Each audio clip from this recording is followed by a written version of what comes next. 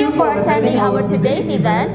First of all, let us say thank you to our God for this beautiful morning and be grateful for the blessing that He has lavished on us, so that we are here in a good health and proper condition. And the Honorable our Principal, Mr. Stephen Wijaya, teachers and staff, and the Honorable parents and students all here. We are really excited to have all of you. Hey brother, we almost forget to introduce ourselves. Oh yeah, because people say, tak kenal maka tak sayang. Alright, let us introduce ourselves then. My name is Angelica Salim. And my name is Nike. Once again, welcome to Carnegie School. Well,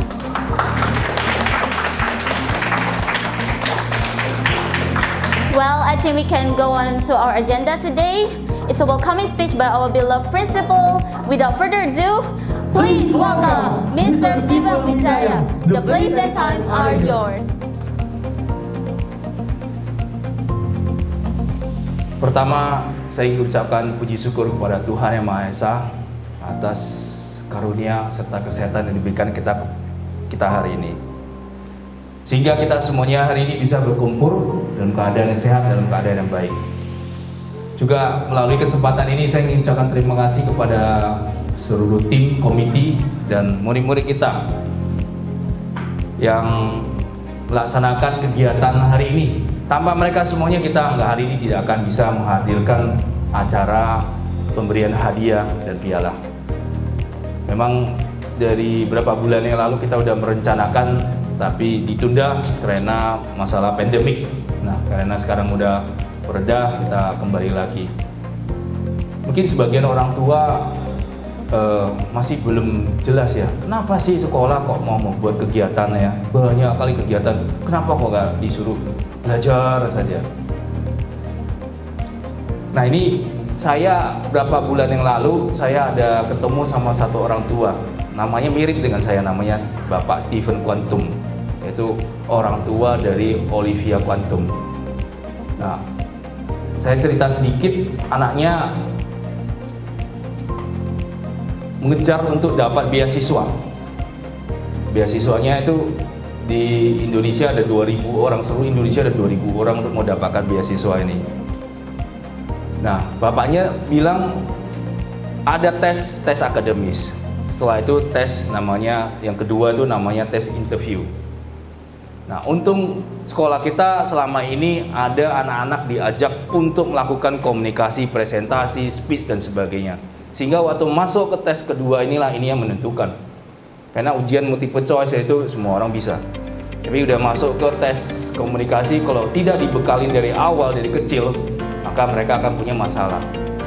Nah, papanya bilang inilah yang menentukan si Olivia menang atau tidak. Karena di sinilah babak penentuan. Sama suatu hari kita nanti mau ke luar negeri ya, mau dapat visa juga ada tes interview. Nah, jadi kalau kita nggak bisa ngomong, kemungkinan besar kita nanti nggak diterima. Jadi saya masih ingat dulu saya pertama kali sampai ke Los Angeles, saya nilai TOEFL saya bagus, Bapak Ibu. Saya dapat 550. Nah, tapi ini kisah nyata saya. Ketika saya sampai ke airport, saya harus fill form ya, ada form. Rupanya udah sampai di sana biasanya formnya itu kan ada di apa ya, di koyak, setengah dia ambil, setengahnya dia akan apa ya, di header ke paspor. Nah, rupanya yang bagian awalnya ini dia nggak header, sehingga waktu saya mau keluar yang kedua, imigrasi yang kedua, ditanya saya pakai bahasa Inggris, mana kertasnya? Karena begitu grogi, karena begitu takut, gak terbiasa untuk dilatih untuk ngomong. Bapak Ibu, apa yang terjadi? Saya nggak bisa ngomong. Dan saya hampir dideportasi. Ini kisah nyata saya. Jadi di sanalah saya baru sadar bahwa untuk pintar saja secara IQ tidak cukup, Bapak Ibu. Anak itu harus dilatih mentalnya. Karena dulu saya di sekolah yang dulu di Indonesia kan selalu belajar gitu aja. Nggak pernah dilatih cara berbicara, cara komunikasi. Kita nggak pernah dilatih. Sedangkan ilmu inilah, soft skill ini yang dibutuhkan waktu ketika mereka masuk ke dunia nyata. Jadi kita udah pelan-pelan, kita para orang tua kita udah harus melihat apa yang skill yang dibutuhkan di dunia nyata. Sekarang pemerintah udah mulai menggalakkan, karena sekarang kita udah memiliki kampus ya. Kampus milik kita sendiri, izin kita sendiri. Nah, dari pemerintah sekarang, Presiden Jokowi saja mengatakan untuk anak-anak milenium ke depannya, belajarlah ya financial, kewirausahaan, sama computers. Nah, karena itulah kedepannya jurusan yang lebih dibutuhkan untuk masa depan. Namun Bapak Ibu boleh cek di Google, coba cek apa yang dibutuhkan sekarang. Ada satu lagi, itu namanya soft skill. Nah, soft skill inilah yang banyak dilupakan para sekolah. Karena nanti kedepannya mereka masuk ke dunia masyarakat, itulah yang dibutuhkan untuk mereka. Jadi itulah sebabnya hari ini kita mengadakan acara ini supaya soft skill mereka itu terbentuk. Dan tanggal 6 kalau nggak salah ya, tanggal 6 bulan 5 kita ada acara outbound namanya Leadership Camp. Ini pun saya sangat merekomendasi kepada Bapak Ibu, kalau anak-anak kita udah SMP sama SMA, saya anjurkan untuk ikutin karena langsung diajarkan oleh Coach Serudi. Beliau itu seorang pakar. Mungkin kalau sebagian dulu kita di Serudi dulu di analisa sering muncul dia. Serudi Rahmat, dia juga pembicara di Miss FM, Smart FM juga. Ya, jadi hari ini kita sangat beruntung beliau hari ini membimbing anak murid kita untuk menjadi seorang leader. Karena nanti masuk ke dunia nyata sama lagi. Leadership juga dibutuhkan. Itulah leadership skill yang dibutuhkan waktu kita mau menjadi seorang entrepreneur. Karena entrepreneur itu adalah seorang leader. Jadi sangat beruntung hari ini ada banyak guru-guru yang akan membimbing kita. Oke, jadi beribu-ribu terima kasih, beribu-ribu ucapan syukur dan dukungan dari Bapak Ibu semuanya. Itu saja dari saya. Thank you. Thank you, Mr. Stephen, for the opening speech. And now, what's next, Angel? Do you really want to know, brother? Yes, sure, I'm curious. What's next? For the next agenda will be a performance by our beloved friend. It's a Mandarin storytelling. 请欢迎 Kelly. Beloved Principal Sir Stephen, Miss Jenny, our beloved teachers, and all the parents and students that are here. My name is Kelly and I'm a student from junior high school too. So today I'm going to perform a storytelling for a Mandarin story. Since it's a Mandarin story, of course I'm gonna perform it in Mandarin. So the title of my story is 不耻下问. So let me start telling my story. 不耻下问。孔子是春秋时期伟大的思想家、教育家、政治家，儒家学派的创始人，人们都称他为圣人。然而，即便圣贤如孔子，也不是什么学问都能掌握的，也需要不断地向别人请教。孔子在一生的治学中，从来不断地向别人请教问题。与孔子同一时代的孔元是魏国大夫，他不但聪明好学，他还是非常的谦虚。他为魏国做出了重要的贡献。在他死后，魏国国君为了让后世人能学习和发扬他好学的精神，特别赐给了他文公的称号。因此，后世人都称孔元为孔文子，而孔子赐为孔夫子。孔子的学生子贡也是魏国人，但是子贡对此事有些不满。他觉得孔元配不上这么高的评价。有一次，他就大胆地问孔子，他说：“老师啊，孔元的天赋和学问确实很高，但是比他更杰出的人明明还很多，为什么偏偏是他得到文公这个称号呢？”然后孔子就笑着说：“哈哈哈，我的小徒弟呀！”孔元他非常的文静的，然后脑筋又特别的聪明和灵活，而且如果他有不懂之处的话，他会不感到羞耻的去问旁人。那个人的地位比他低，学问比他低也好，他就一点都不感到羞耻，因此赐给他文公这个称号也不会不恰当。经过孔子这样的解释后，子贡终于服气了。所以这个故事的道德呢，就是我们做人要低调，要谦虚。然后，如果我们有不懂的地方是有问题的话，千万别感到羞耻的去问旁人。So this is the end of my storytelling. Thank you everyone for the attention. 谢谢大家。 Wow, what an amazing performance from our friend Kelly. Now I wish I could speak Mandarin like her. I'm sure you can, brother, as long as you keep practicing. We speak only English and Mandarin here, right? Yes, exactly. Anyway, after being graduated from here, do you have a plan to continue your study, brother? Of course I do. Why? Because after this, we will invite Miss Nikki to explain about a campus that might be your options. Oh, alright. Well, without further ado, Please welcome Miss Nikki. The place and times are yours. Baik, selamat pagi Sir Steven, Miss Jenny, para tamu undangan ya, Bapak Ibu, adik-adik semuanya, dan guru-guru yang hadir pada hari ini. Jadi pertama-tama saya perkenalkan diri terlebih dahulu, Miss Nikki ya, nama saya Nikki, dan juga saya izin menggunakan bahasa Indonesia supaya lebih mudah dipahami. Baik, kabar gembiranya bahwasanya Carnegie telah membuka institut yang bernamakan Institut Teknologi dan Bisnis Carnegie. Untuk grand openingnya akan dilaksanakan untuk di tanggal 13 Mei bulan depan. Boleh Miss, next. Nah, jadi kampus kami telah menerima bukti legalitas dari Dikti. Jadi Sir Steven sama Miss Jenny juga udah langsung menjemputnya ya. Udah di next Miss, ini beberapa dokumentasinya. Nah, mungkin Bapak Ibu ada yang bertanya-tanya ya, bagaimana sih background atau sejarah dari ITB Carnegie. Jadi sebelumnya itu Carnegie sudah ada kampusnya, tapi dulunya itu kita belum menggunakan nama Carnegie, tapi kita masih merger dengan Universitas Dian Nusantara.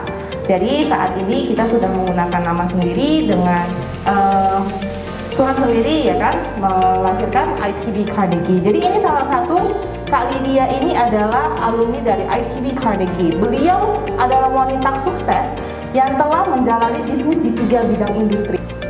Oke, jadi mungkin saya mau menjelaskan bahwasannya di ITB Carnegie kami membuka 3 prodi atau 3 fakultas. Yang pertama adalah Sistem Informasi, Teknologi Informasi, dan Entrepreneurship. Nah, untuk pembiayaan, kita memberikan kesempatan beasiswa bagi seluruh murid yang mau mendaftar hingga 100%, tentunya dengan beberapa syarat tertentu ya.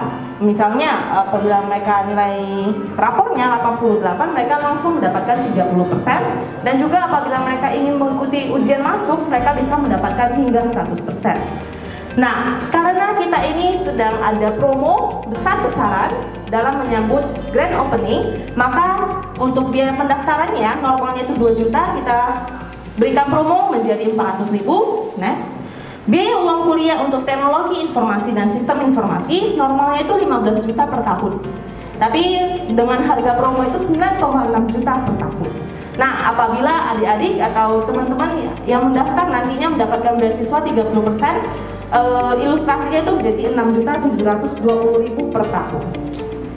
Kita juga ada kelas Inggris gratis dan juga Korean Conversation Class yang langsung diajarkan oleh native speaker atau orang Korea asli. Hadiah HP Samsung untuk 10 pendaftar pertama di Fakultas Teknologi Informasi dan juga Sistem Informasi. Nah, ini kita juga memberikan sedikit program ya untuk membantu mahasiswa-mahasiswi kita nantinya dengan program ibaratnya cicilan. Jadi mereka bisa membayar dalam bentuk uang sekolah, seperti uang sekolah gitu per bulan. Nah, ini juga biaya-biaya ini yang kita berikan cashback sebesar 9.240.000. Ini dalam rangka promo Bapak Ibu, dalam rangka promo ya. Untuk entrepreneurship faculty atau yang lebih dikenal dengan bisnis, kita ini menggunakan bahasa pengantarnya bahasa Inggris gitu, entrepreneurship. Normalnya itu biaya kuliahnya 24 juta per tahun, dalam rangka promo kita berikan harga 15 juta per tahun. Ilustrasinya kalau adik-adik mahasiswa itu mendapatkan beasiswa 30%, maka dia akan cukup membayar 10.500.000 per tahun. Nah, bedanya bagi yang mendaftar, mahasiswa-mahasiswi yang mendaftar di bagian Entrepreneurship Faculty, mereka akan mendapatkan free laptop untuk 10 pendaftar pertama, hanya 10 pendaftar pertama. Nah, apabila Bapak Ibu di sini yang hadir di sini ini ada kenalan gitu, mahasiswa-mahasiswi yang hendak mendaftar, calon mahasiswa-mahasiswi. Jadi per muridnya itu misalnya ada murid yang mendaftar, mahasiswa-mahasiswi yang mendaftar. Satu murid itu Bapak Ibu akan mendapatkan pemotongan untuk siswa yang saat ini gitu ya, sebesar 200.000 per bulan untuk uang sekolahnya dengan total 2.400.000. Jadi ini sebenarnya kurang lebih hampir sama dengan parents get parents yang di programnya di sekolah ya, Carnegie. Apabila berhasil mengajak kurang lebih 2 murid, ada 2 murid yang mendaftar, maka total pemotongan uang sekolahnya 4.800.000 setahun atau setara dengan 400.000 per bulan. Next, 3 murid itu sama dengan poin B, tapi mendapatkan 400.000 lagi. Berlaku So sekali. that the participants can know who scored the competitions.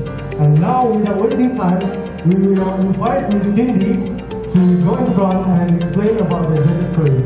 Without further ado, Please welcome Miss Cindy. The place and time are yours. Selamat pagi semuanya. Ya, perkenalkan saya Miss Cindy. Pertama-tama saya ucapkan puji syukur kepada Tuhan Yang Maha Esa atas karunia-Nya dan berkat-Nya kita semua bisa hadir di sini berkumpul bersama yang mengadakan acara winner announcement. Nah, di sini saya akan menjelaskan sedikit mengenai judges scoring-nya. Ya, seperti yang dikatakan MC, nanti akan ada video-video dari judges kita. Ya, seperti perlombaan sebelumnya kami juga selalu menginvite judges-judges dari luar sekolah Carnegie. Nah, siapakah saja itu? Yang pertama ada Sir Alvin.